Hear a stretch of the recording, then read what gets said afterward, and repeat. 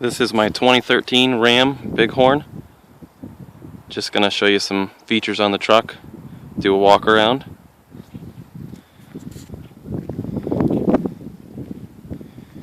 Color is Prairie Pearl Coat.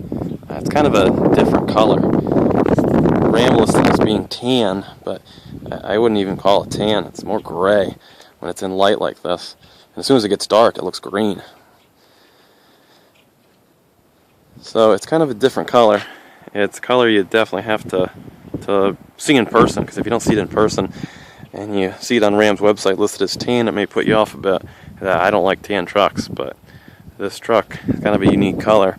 So be sure to check it out in person. Hop inside the truck. Sorry about the wind noise. That's better. Interior has a flip-up center console. Doesn't have the flow-through center console, which is an option you can get, which just puts your shifter in the console rather than on the column.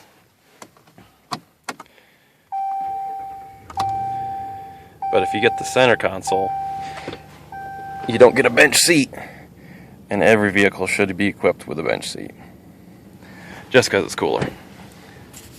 Truck has the luxury package, which gives you this kind of cool looking 7-inch display, which is customizable. Change what it shows on there. Each of these corners, you can also change what information that displays. You can change these gauges right here. Transmission temperature, oil temperature, miles per gallon. Miles per gallon of which are generally not very good. 14.4 is what I'm averaging. That's with some idling. On the highway, I'm getting about 18 around just back roads. Closer to 15 without any idling. The truck is brand new. There's only a little less than 500 miles on it, so the fuel economy might change a bit as the engine gets broken in a little bit. Radio here. Just a note about the radio. Ram has 4 different radios that you can order on a truck. The first one is their 3.0, which is just their base radio. It has some just basic features, but no Bluetooth capability. An upgrade from that is the Uconnect 5.0. It does have Bluetooth, but you can't upgrade it to nav. It has a 5-inch touchscreen. This is their RA3 radio, also known as a 8.4A radio. This has all the features of the top-of-the-line radio except navigation, HD radio, and 3D maps. This radio can be upgraded by the dealer to navigation, which I have purchased, I just haven't done it yet. And when that happens, there'll just be a little navigation icon about in this area. Navigation's Garmin based, so if you've used a Garmin, you know exactly how to use it. It's nothing special, but Garmin's do work pretty well. Just showing you some of the features. One of the things on some newer vehicles is they're pretty reliant on touch.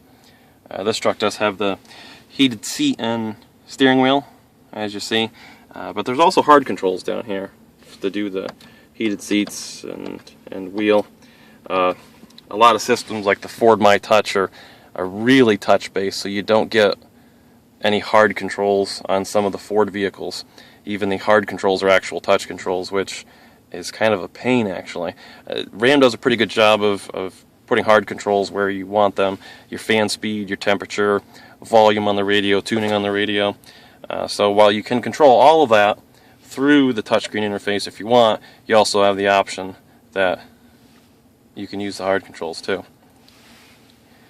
Another thing to know about Chrysler products in general, and this Ram too, is the controls on the front of the steering wheel. A lot of people think that they're audio controls, but they're not. This over here controls the 7-inch display. Here's your cruise control, and the audio controls are actually on the back of the wheel. And it's something you have to get used to, and some people love it, some people don't like it. This is my second Chrysler product, but the first one with these controls on the back. And when you're not used to them, you seem to bump them a little bit when you're driving down the road. But once you get used to it, it's not so bad.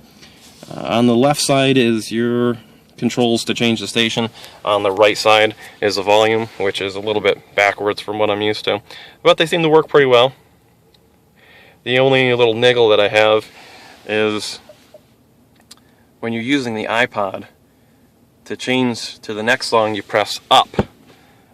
But in every other function on here to change to the next song, it seems to be you're pressing down on the controls, which is, it feels a little backwards. I'm used to it now, but when I first started I was constantly rewinding the song rather than going to the next one. You do get, when you have an iPod connected, album art, which is kind of neat. The iPod connects in your center console here. Have a USB port, SD card, and then you're just a standard auxiliary headphone jack. I just have a small iPod Nano plugged into it. But it has pretty decent integration with an iPod. I have tried my Bluetooth to connect on the phone. I don't really have many songs on my phone. I use an Android, and it does connect and seems to stream the Bluetooth songs that I have on here okay. But really I just have an iPod just dedicated to be used with the truck. The truck does have a satellite radio, but like I said previously, this radio is not the RA4, so there's no HD radio. Alright, well, that's the truck. Be sure to comment if you have any questions, and hope you enjoyed it.